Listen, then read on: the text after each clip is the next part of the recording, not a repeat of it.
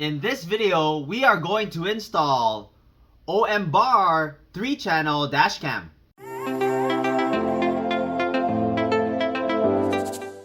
Hey guys, welcome back. My name is Greg, and in this channel I create product reviews, mods, install guides of cool car accessories and gadgets.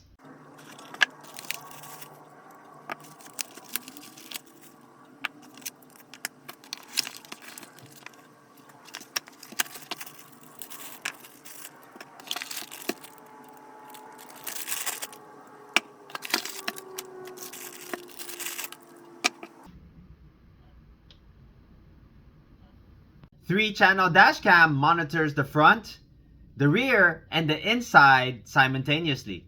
3.18 LCD screen. Magnetic mounting bracket for quick detachment and attachment. 135-degree rotatable angle for ideal recording. We have your front camera, which records up to 4K with a field of view of 170 degrees. On the bottom, you have your reset button, followed by your mode button. Then we have your mic. Then we have your down button. Next would be your OK button. Then your up button, followed by your power button. On the side, you have your rear camera connection port, followed by your SD card slot, which you have an included 64 gig memory card. Your card slot supports up to 512 gigabytes. On the other side, you have your cabin camera port. You have your cabin camera, which also magnetically connects.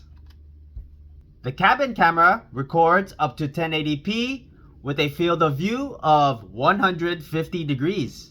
The camera is also adjustable. The cabin camera has 6 hidden IR LEDs to see inside the car clearly even in total darkness. The camera will automatically adjust exposure in low light conditions to capture clear footage. Internal GPS on the mounting bracket to capture location and speed. You have your rear camera, which records at 1080p with a field of view of 150 degrees. You can adjust the camera for ideal angle recording. You have a 20-foot camera cable, a 12-foot cigarette plug adapter with an additional USB port, a total of 4 electrostatic films, your trim tool, additional adhesive, a few cable management clips, and your user manual. If you're interested in this product, I'm going to leave the product link in the description below. So first, you want to clean the area where you want to mount your camera. Then you take your electrostatic film,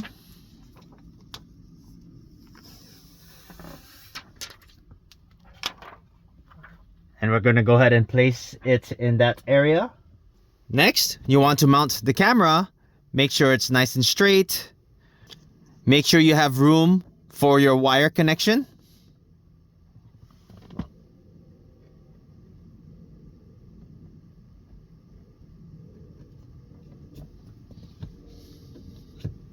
Next, you want to go ahead and connect your power cable into the USB-C on the side. For this install, I have a power adapter which plugs into the back of the OEM mirror and gives me an extra USB port for power supply. From this USB port, I go ahead and plug into the dashcam. If you're interested in something like this, I'm going to leave the product link in the description below. Here's the power source connected, USB to USB-C. I just need to buy a longer cord so I can at least hide the wires. For the rear camera, I decided to place it right here. I went ahead and cleaned the area. Then we're going to go ahead and place your electrostatic film.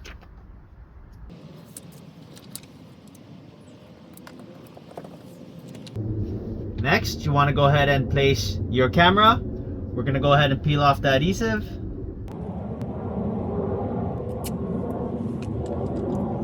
And then stick the camera in place.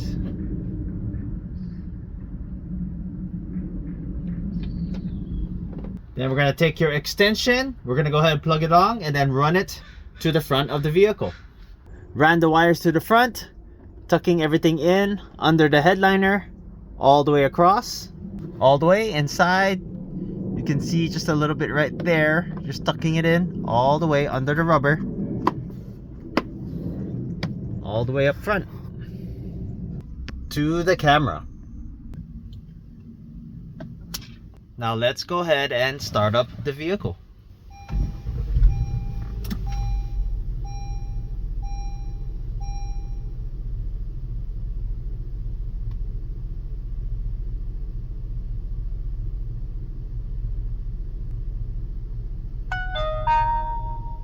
This is your initial setup. We want to set it to English. I believe I am a -7 GMT.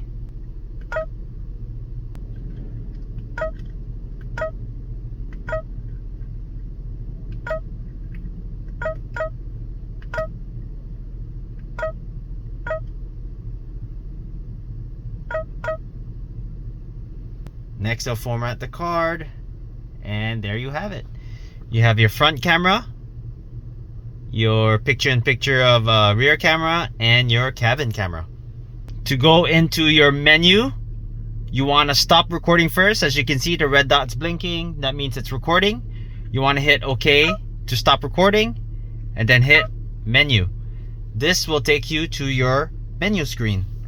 First one, we're going to go ahead and go into video settings. You have your video resolution, 2K, 1080p, and 1080p. That's 2K front camera, 1080p cabin camera, and 1080p rear camera. You can choose the option for 1080 all across. If you disconnect one of the cameras, the rear camera or the cabin camera, then you'll have the option for 4K on the front camera. Next, you have loop record. You can select your length at 1 minute, 2 minutes, or 3 minutes. The Dashcam will keep deleting the oldest file automatically when the memory card gets full so that it can keep recording over and over. We have your compression codec. You can select which compression you want. Next, you have WDR, wide dynamic range. You can turn that on or off. This gives you a clearer dynamic picture. We have your audio recording. You can turn that on or off. You have your light frequency. In the US, we use 60 Hertz. Next, we'll go on to your playback. This is where your video files are stored. We have your normal folder. Those are video files that are saved in a normal loop recording. The event folder is video files that the Dashcam locks. Then we have your parking folder. Those are video files that the Dashcam locks when the car is in park. And we have your photo. Those are photos that were taken. We're going to go on to parking monitoring. You can turn that off. You have two options of monitoring. You have your time-lapse mode at 1 frame per second. If someone hits your car and the impact reaches the G sensor level, then the camera will start to record 1 continuous minute. Save it and lock that into your parking folder. Then return into time-lapse recording. Then we have your collision. For that function, you would need to have a Hardwire kit. I've made a separate video. In case you want to use a Hardwire kit, I'll leave the link in the description below. Next, we have your G sensor. You can turn that off, set it to low, medium, or high. By default, it's in the middle. G sensor is triggered due to physical or gravitational impact force on the camera. It will save a video of 1 minute beginning 5 seconds before the event is triggered. The video file will be locked in emergency file. Next, we're going to go ahead and go into your Wi-Fi. You can have that off, 2.4 gigs or 5 gigs. You use the Wi-Fi to connect to your phone via app. Next, we have your stamp. You can stamp the time. You can have the GPS watermark and your speed stamp all on the video file. Here is where you format your SD card. You can have a format reminder, and you can check your memory card storage. Next, you have your GPS. You can change the unit, We have it set to miles per hour, and you can check your satellite signal. Shows how many satellites you're connected to. Now we're gonna go ahead and go into system settings. You have your key tone. You can hear that as I press the button, you hear that little tone. You can turn that on or off. You have your speaker volume. You can set it to low, medium, or high. We're gonna leave it at low. You can change the language with a few languages to choose from. You have your screensaver mode. You can have it always on, screensaver on after 1 minute, or screen off after 1 minute. You have your fatigue driver reminder. You can choose a time duration and turn on this function. The Dashcam will give you a reminder. 2 hours, 3 hours, or 4 hours. You can manually adjust your time zone. You can adjust your date and time, same as your date format. You can enter your license plate if you want that stamped on the footage. And you can reset everything back to default. Built-in super capacitor, better performance in heat and cold weathers. Okay, now we're gonna go ahead and install the app. Go into Wi-Fi, we're gonna go ahead and turn it on. We'll use 2.4. Okay, now your Wi-Fi is on. You can see the symbol up there. Now on your phone's Bluetooth, you're gonna look for M571 Dashcam. We're gonna click on that. Your password or default password is 12345678. We're gonna go ahead and connect. Perfect. Connect only at this time. Alright, so now we're connected. Now you want to go to your on-cam app. We're gonna hit confirm. Use while using this app and allow. Once you're connected, you have your live view. You can switch your cameras.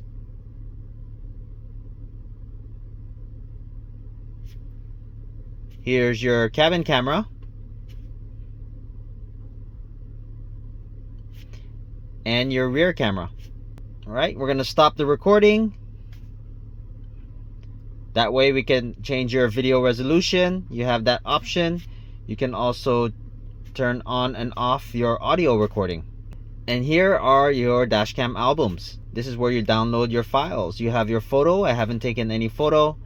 This is your normal folder. And here is where all your video files are located. You can download or delete them within the app. And you have your events folder.